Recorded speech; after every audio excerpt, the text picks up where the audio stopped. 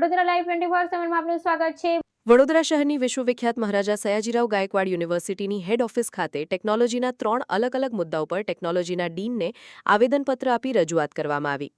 Technology faculty સંલગ્ન કોલેજોના SC/ST કેટેગરીના વિદ્યાર્થીઓની સ્કોલરશિપ આવેલ નથી, જેથી તેઓ ફી ભરવામાં મુશ્કેલી અનુભવે છે। આના કારણે તેઓના રિઝલ્ટ ડિક્લેર થતા નથી। ગવર્મેન્ટના નિયમ મુજબ યુનિવર્સિટી વિદ્યાર્થીઓ પર દબાણ કરી શકે નહીં। ફી ભરવામાં આવી નથી, તેથી પરિણામ જાહેર કરવામાં આવ્યું નથી અને સમરસ હોસ્ટેલ રજિસ્ટ્રેશનની છેલ્લી તારીખ પણ નજીક છે।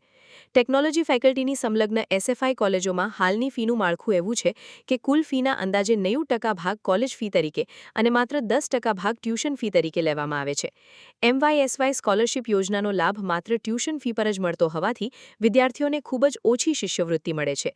તેથી અમારી વિનંતી છે કે હાલનું ફી સ્ટ્રક્ચર બદલીને ટ્યુશન ફીનો હિસ્સો કુલ ફીના આશરે 90% તથા કોલેજ ફીનો હિસ્સો આશરે 10% કરવામાં આવે, જેથી MYSY સ્કોલરશિપનો યોગ્ય લાભ વિદ્યાર્થીઓને મળી શકે અને તેમના પરનો આર્થિક બોજ ઘટે।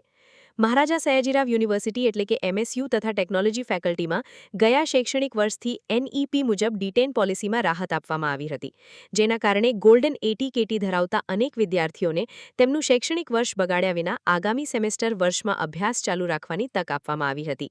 આથી અમારી વિનંતી છે કે વિદ્યાર્થીઓના શૈક્ષણિક હિતને ધ્યાનમાં રાખીને આ શૈક્ષણિક વર્ષમાં પણ એ જ NEP આધારિત રાહત યથાવત રાખવામાં આવે અને ગોલ્ડન AT/KT ધરાવતા વિદ્યાર્થીઓને આગામી શૈક્ષણિક વર્ષમાં પ્રવેશ આપી તેમનો અભ્યાસ સતત ચાલુ રાખવાની મંજૂરી આપવામાં આવે।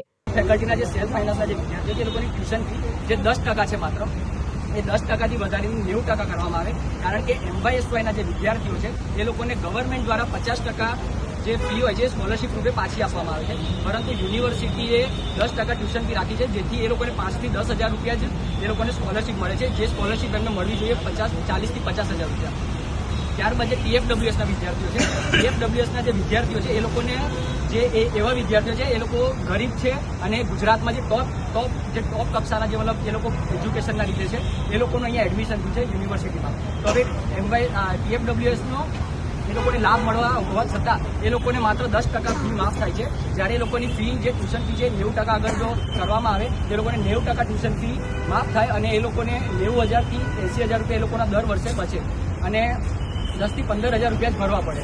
ત્રીજો મુદ્દો એવો છે કે છેલ્લા વર્ષે જે ન્યૂ એજ્યુકેશન પોલિસીના અંડરના હેઠળ એ લોકોને જે રાહત આપવામાં આવી હતી, જે ફર્સ્ટ યરમાં જે KT હોય એ લોકોને થર્ડ યરમાં જવા દીધા હતા અને સેકન્ડ યરમાં જે ગોલ્ડન KT હોય એમને ફોર્થ યરમાં જવા દીધા હતા। તો એ જે લાસ્ટ યર જે પોલિસી આવી હતી એ આ વર્ષે ફરીથી ડિક્લેર કરવામાં આવે, કારણ કે લાસ્ટ યર વિદ્યાર્થીઓને જેનો લાભ મળ્યો હવે આ વર્ષે બીજા એવા વિદ્યાર્થીઓ છે જે ડિટેન થયા છે, જેવા 100થી વધારે વિદ્યાર્થીઓ છે। હવે એ વિદ્યાર્થીઓ સાથે આ નાઇન્સાફી છે કે લાસ્ટ યર આ લોકોને જે લાભ મળ્યો તો એ આ વર્ષે પણ આ લોકોને લાભ મળે, કે આ 3 અમારા મુદ્દા છે। એ લોકોને 90% ટ્યુશન ફી માફ થાય અને એ લોકોને 90,000 થી 80,000 રૂપિયા એ લોકોના દર વર્ષે બચે અને 10 થી 15,000 રૂપિયા જ ભરવા પડે। ત્રીજો મુદ્દો એવો છે કે છેલ્લા વર્ષે જે ન્યૂ એજ્યુકેશન પોલિસીના અંડરના હેઠળ એ લોકોને જે રાહત આપવામાં આવી હતી, જે ફર્સ્ટ યરમાં જે KT હોય એ લોકોને થર્ડ યરમાં જવા દીધા હતા અને સેકન્ડ યરમાં જે ગોલ્ડન KT હોય એમને ફોર્થ યરમાં જવા દીધા હતા। તો એ જે લાસ્ટ યર જે પોલિસી આવી હતી એ આ વર્ષે ફરીથી ડિક્લેર કરવામાં આવે, કારણ કે લાસ્ટ યર વિદ્યાર્થીઓને જેનો લાભ મળ્યો હવે આ વર્ષે બીજા એવા વિદ્યાર્થીઓ છે જે ડિટેન થયા છે, જેવા 100થી વધારે વિદ્યાર્થીઓ છે। હવે એ વિદ્યાર્થીઓ સાથે આ નાઇન્સાફી છે કે રિઝલ્ટ આજે તાત્કાલિક ધોરણે અમે ડિક્લેર કરાવીશું અને જે બીજા 2 મુદ્દા છે એને આવનારી ECની મિટિંગમાં અમે લોકો પાસ કરાવીને એનું તાત્કાલિક ધોરણે એનું ડિક્લેર કરાવીશું। પરિચય ધ્રુવ રાવલ, વિદ્યાર્થી નેતા।